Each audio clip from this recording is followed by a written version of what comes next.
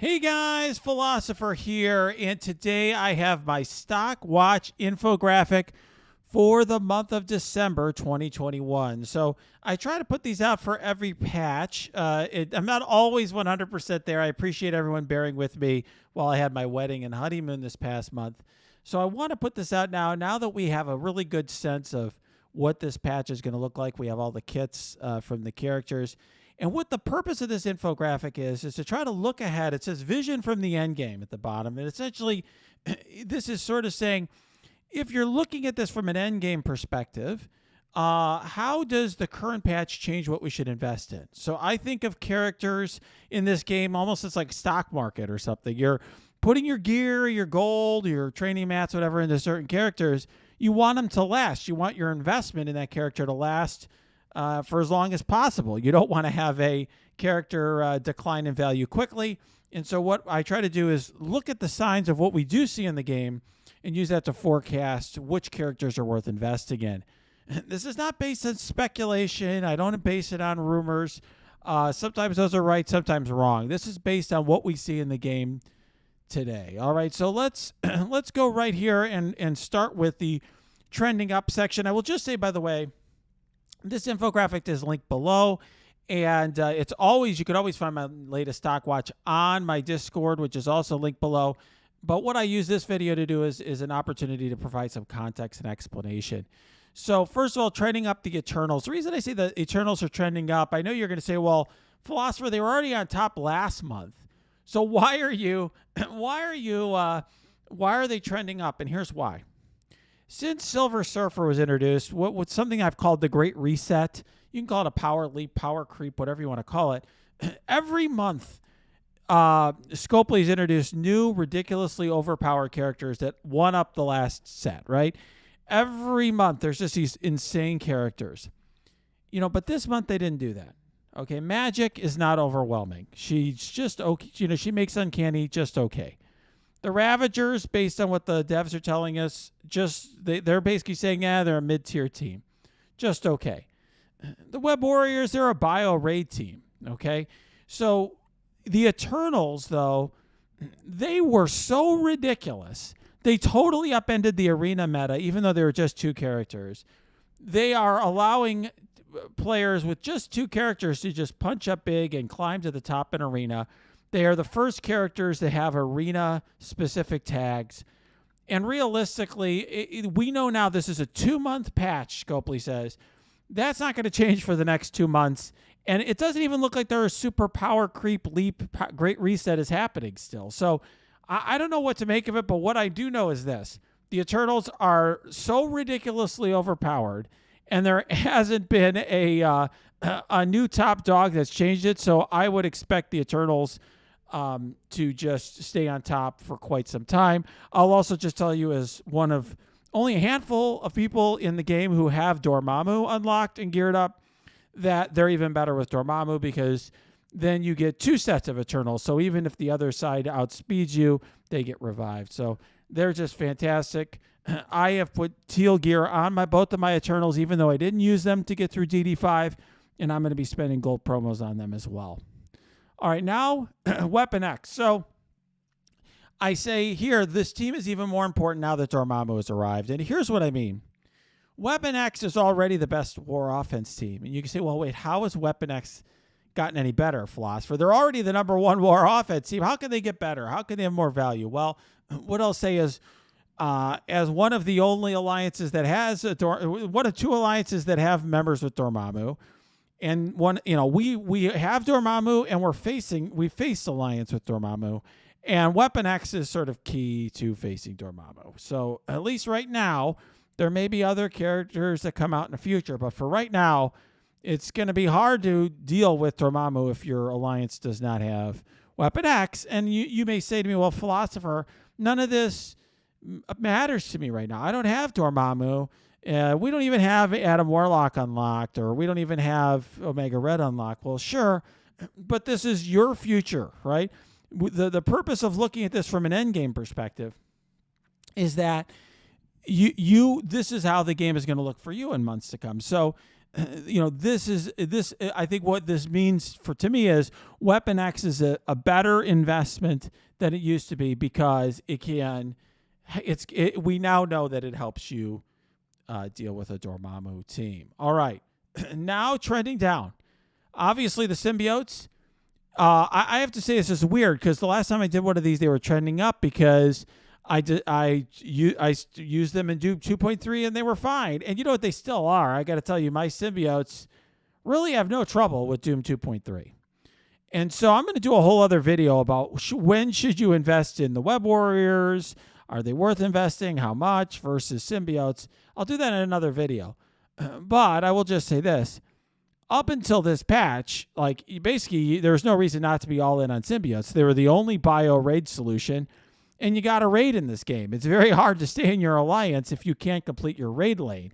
I know there's some people who, basically just didn't invest in symbiotes, but you have to find an alliance willing to carry you. So this is a change because now everyone's trying to figure out, every player in this game, well, how much do I really want to invest anything more in symbiotes or how much should I invest in Web Warriors? That's the big question. It's a weird situation where you don't need the Web Warriors right now, but you assume you're going to need them in the future. So, but definitely symbiotes trending down. And then all these other old teams. So I got to say, another weird situation. Scopely, one thing they do is they, create an issue in the game for you that creates frustration, and then they try to sell you something to deal with that, right? So, just recently they had the Alliance War update where they added a bunch of additional slots to each room. So now you need more teams, and people were building up the old teams to try to fill the slots, like Fantastic Four, or they need more attacks. They build up their power armor or whatever. Well, now there's a couple new war teams. Ravagers, and there's Uncanny's been spruced up with the addition of magic. Well, we know for sure that these teams, according to the devs, reliably beat Back Order, Mercs, teams like that. That's exactly where they were tuned, and I think that hurts those older teams. In other words, now if you're a new player, why be focused on Black Order? I mean, they're actually more difficult to build up. I mean, I guess there are some reasons you need them for certain Doom campaign nodes and so forth, but they're not as special as they once were because you could literally just get one new character and build up your Ravagers and beat them, or, Uncanny can beat them and so on. So these older teams now are even longer in the tooth, so to speak, because the new teams that come out are above them. So I think, for those of you, when I first started content creation back in March, I had a lot of people telling me Black Order will always be on top. They're always going to be amazing. Not anymore. All right. Now let's go to new characters and teams. There's quite a few this patch. Too many, if you ask me. It's a lot. It's a long patch, but they basically are giving us 15 characters you could potentially work on for this patch. So let's talk about it. Starting with the Web Warriors. I have not used the Web Warriors yet, okay?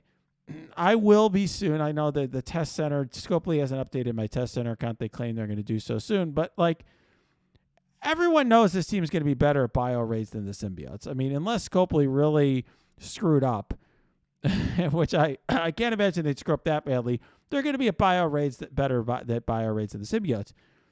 The problem is you can use the symbiotes and pretty reliably beat every single raid we have. I mean, I use my symbiotes every day to complete 100% of a lane in Doom 2.3, so what do you need the Web Warriors for? The other issue is they require a lot of Oz formula. So 4 of them require Oz formula.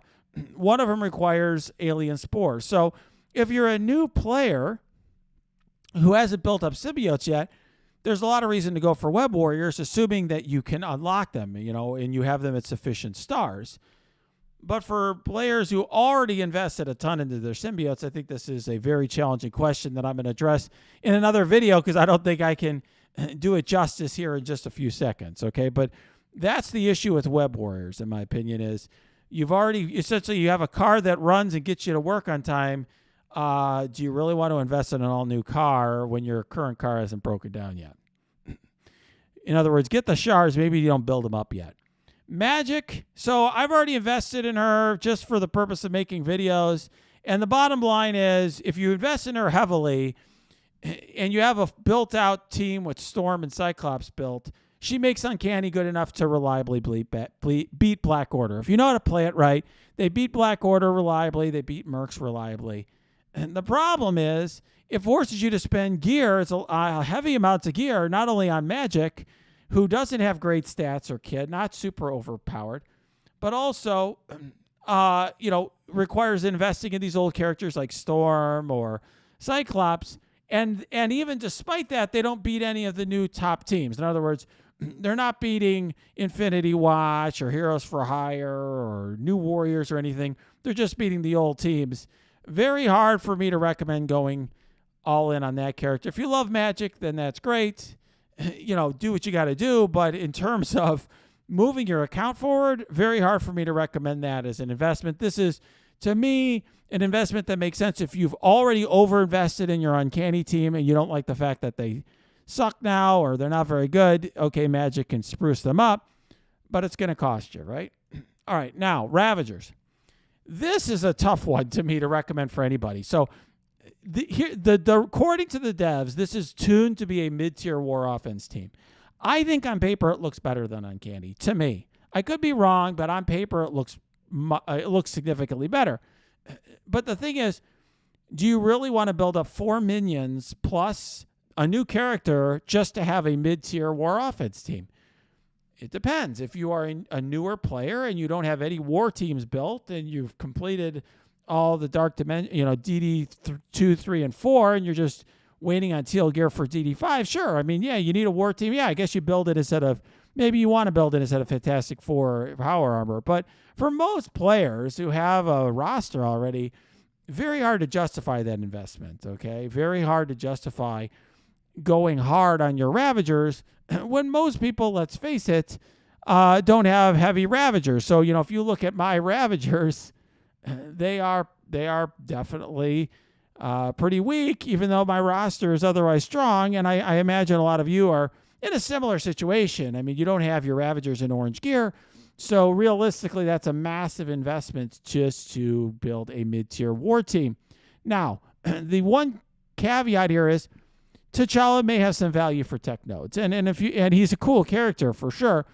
But the question is just what other characters you already have for the tech nodes. Are they doing their job? Just very, very hard for me to recommend going hard on a team that requires you to build so many new characters. So to me, this is a patch where it's weird because it doesn't follow the trend that we've been seeing of these OP characters. All right. Now we're going to talk about Red Star promos. And I get people asking me all the time for a Red Star list. A lot of content creators do separate videos for that or top 10s or whatever. I just do it as part of my stock watch just to make it more efficient for everybody. And so here's my general advice.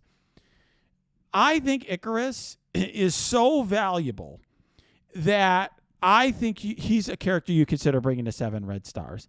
In my mind, there's very few characters that I say, oh yeah, 7 red stars makes sense. Kestrel was one of them.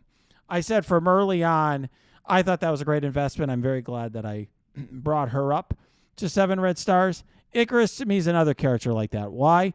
Well, if he kills a character, he on it with his ult, he uses the ult again. That means the bigger that first hit, the more likely you're going to get a second hit out of the ult. Now, obviously, that doesn't mean everyone should be bringing him to 7 red stars, but it means if you have enough gold promos, consider it. Otherwise, I just think you bring characters to 6 red stars, okay? Even if you have a lot of gold promos. Now, people also may wonder, well, what about Omega Red? My list is only characters that are currently eligible for promotion, but he's certainly somebody that I would consider for 6 red stars somewhere on this list, and I can tell you where he would be. So here's the list of the top 10 red star upgrades in my view. Kestrel. The reason Kestrel is number 1 and not Icarus is because Icarus is not yet available for upgrade. Similarly, Cersei is not available. Omega Red's not yet available, etc. But Omega Red would be somewhere high on this list, okay? Probably in the top 3 or so, certainly before Silver Surfer. So top 10 in my mind, Kestrel, Deathpool, Silver Surfer, just because of the longevity and how much the Red Star upgrade helps him.